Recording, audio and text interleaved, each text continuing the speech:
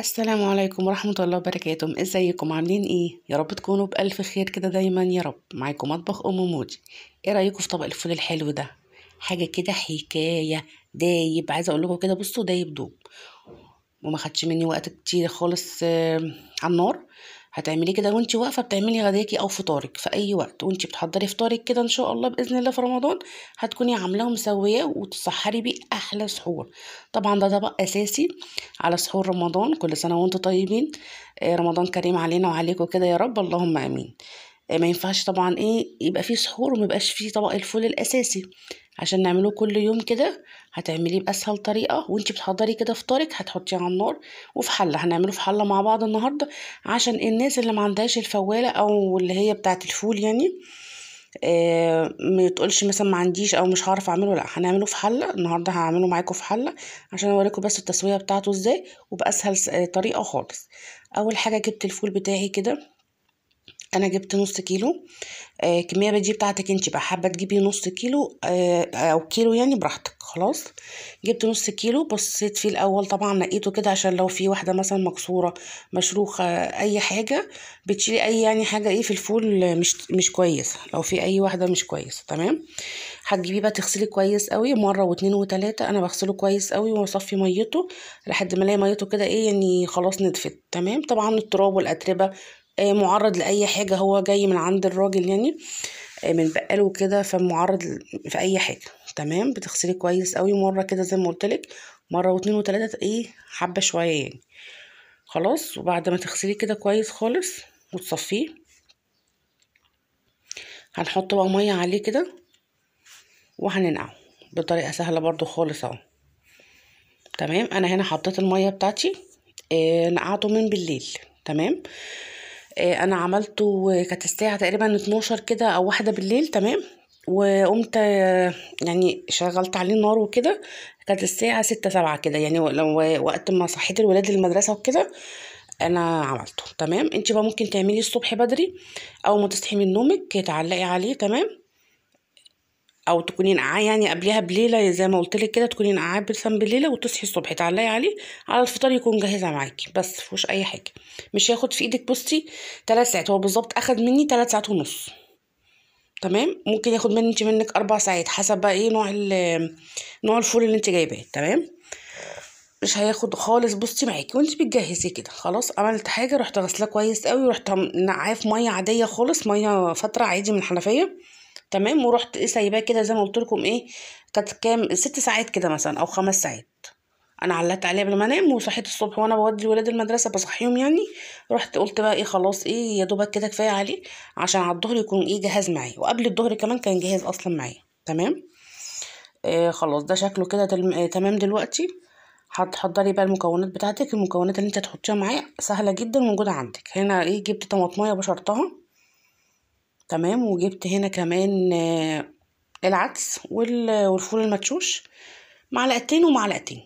بس عايز تغسليهم في ساعتها وتحطيهم عليه على طول ماشي. عايز تنقعيهم قبلها مثلا بنص ساعة مفيش مشكلة، دول ما بيتنقعوش يعني قبلها بفترة. تمام وكده جبت هنا معلقة كركم ومعلقة بابريكا.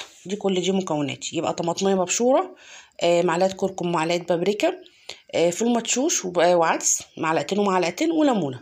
بس كده تمام. هعمله في الحله النهارده عادي عشان اي ست بيت عندها ما عندهاش الفواله في الحله. اي حله عندك عاديه خالص ويستحسن يعني حله المونيا بتدي برضو طعم كده حلو يعني، اكنها بديل الفواله. تمام جبت الحله بتاعتي حطيت فيها الفول طبعا بعد ما كنت نقعاه. طبعا شطفته تاني وغسلته وصفيته من ميته تاني. تمام هحط الفول بتاعي وحطيت الليمونه وهحط بقى مكوناتي اللي هي العدس والفول المدشوش. انا حطيت معلقتين ومعلقتين ما تكتريش. تمام يعني لو زي ما قلت لك حابه تغسليهم قبليها وتسيبيهم منقوعين شويه مفيش مشكله. عايز تغسليهم وتحطيه عليه على طول ماشي، بس الفول لازم يتنقع. الفول لازم يتنقع معاكي. وبعد كده حطيت معلقه الكركم ومعلقه البابريكا. تمام انت لو حابه، لو انت مستعجله عليه في نفس اليوم او ما عندكيش وقت ولقيتي نفسك مزنوقه يعني وما عندكيش وقت وعايزه تعمليه في نفس اليوم، ممكن تنقعيه في ميه سخنه، ميه مغليه. تمام تكوني غاليه ميه مثلا وتروحي حاطاه فيها وتسيبيه مثلا قيمه ساعه ولا حاجه، وتروحي بعد كده مسوياه، مفيش مشكله خالص.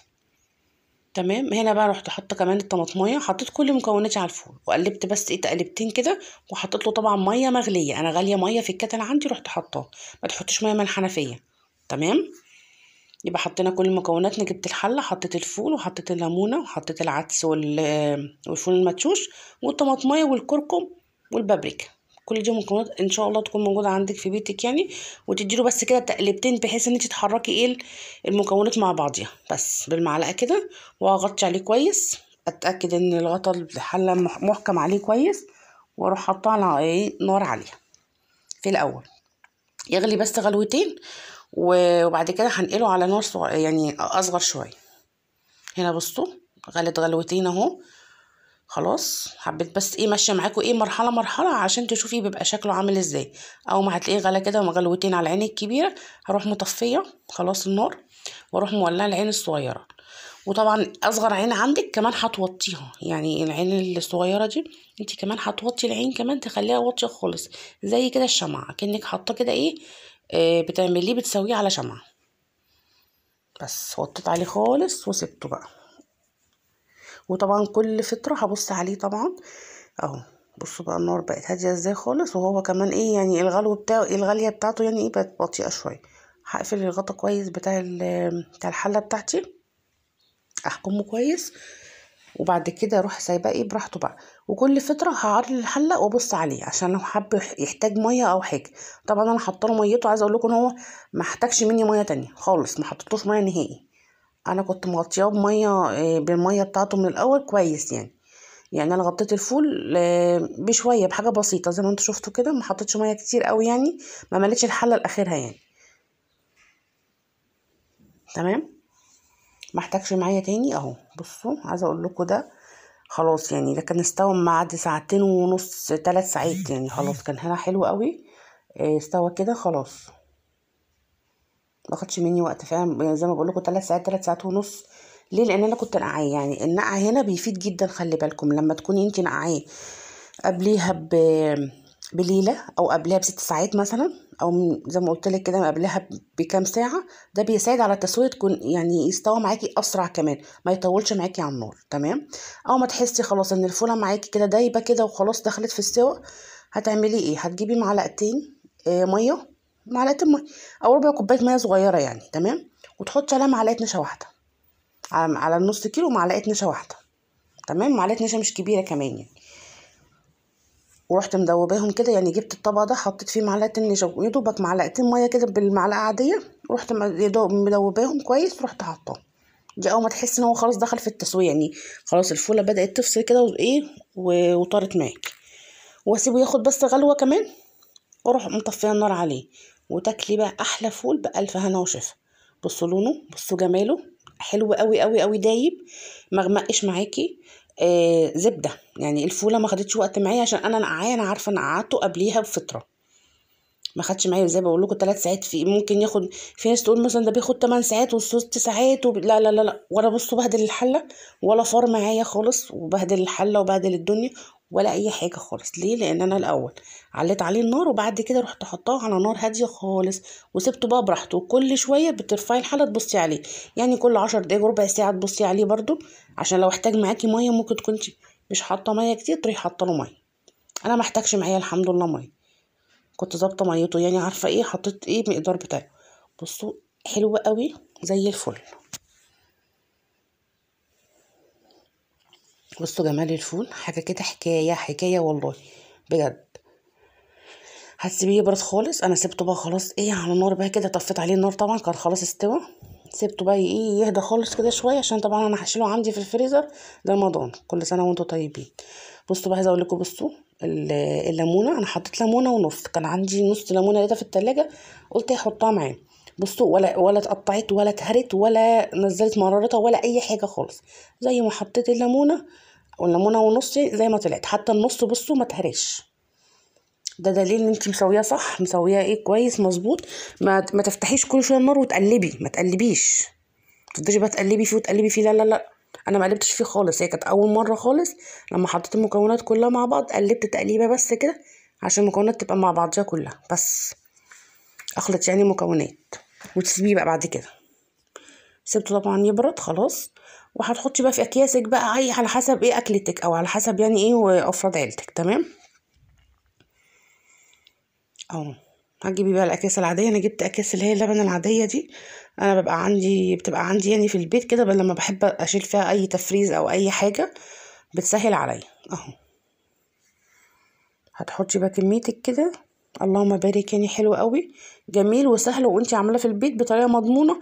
والنص كيلو كمان طلع لي كميه حلوه. يعني دلوقتي لما انتي بتروحي تجيبي كيس فول، هتجيبي ب10 جنيه مثلا، بيديكي حبه صغننين.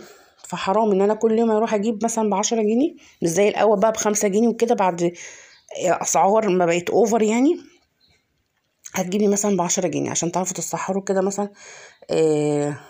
يعني على ترابيزة السحور يعني، عشان تعرفوا تسحروا طبعا انتي وافراد عيلتك. فحرام لما انا اجيب كل يوم ب10 جنيه مثلا فول، وهيبقوا حبة ما فيهمش حاجة خالص، مش هيعمل يعني طبق صغير. لا، انا هعمله في البيت عندي بطريقة سهلة خالص، مش هيكلفني كتير. وانتي عاملاه. بصوا عايزة اوريكم هنا الحلة. بصوا بوريها لكم ليه انا سبتها، يعني بعد ما شلت منها الفول بوريكم الحله هنا ليه، عشان ببقى عايزه اقول لك ان هو ما اتلسعش، ما لزقش، ما عملش طبقه مثلا محروقه من في القعريه ولا اي حاجه خالص. ليه؟ مسويه صح خالص. هديت عليه النار خالص زي ما وريتكم.